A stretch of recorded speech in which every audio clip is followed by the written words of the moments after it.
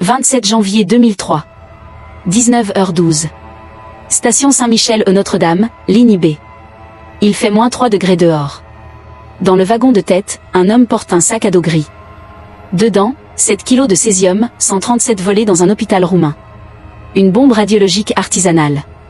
Objectif, contaminer Paris pour 50 ans. Ce document que vous voyez. Il a été rendu public le 14 mai 2021 par la CIA. Nom de code, Opération Black Snow.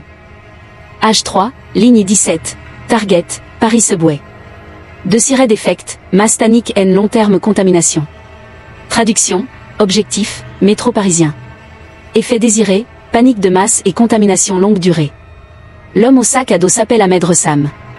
Non. Pardon. Lui, c'est le leur.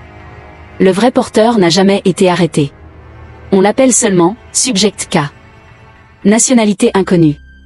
Dernière trace, caméra RATP, quai 2, 19h14. Il descend. Il disparaît dans l'escalier. 19h17. Un appel anonyme au 17, il y a une bombe dans le métro. La ligne B est arrêtée. Fouille. On ne trouve rien. On reprend le trafic à 20h03. L'affaire est classée, canular, en 48 heures.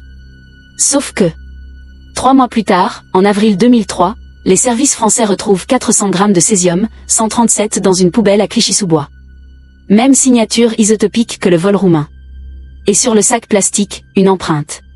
Elle correspond à Subject K. L'empreinte est toujours dans les bases de données. Toujours à identifier en 2025. Pourquoi la CIA voulait-elle contaminer Paris? Réponse officielle dans le rapport déclassifié. Tester la résilience européenne post-11 septembre. Réponse officieuse, page 47, note manuscrite du directeur adjoint. If France keeps blocking Iraq war vote at the 1.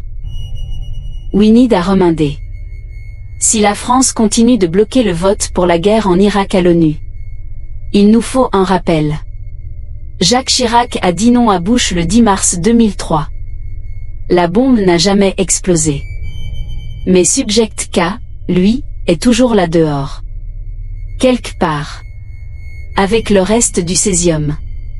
On a retrouvé sa trace une dernière fois. Le 12 novembre 2015. Dans un téléphone abandonné au Bataclan. Même empreinte digitale. Même césium résiduel sur le boîtier. Ils n'ont pas échoué. Ils ont juste changé de cible. La vérité n'est jamais là où on vous dit de regarder.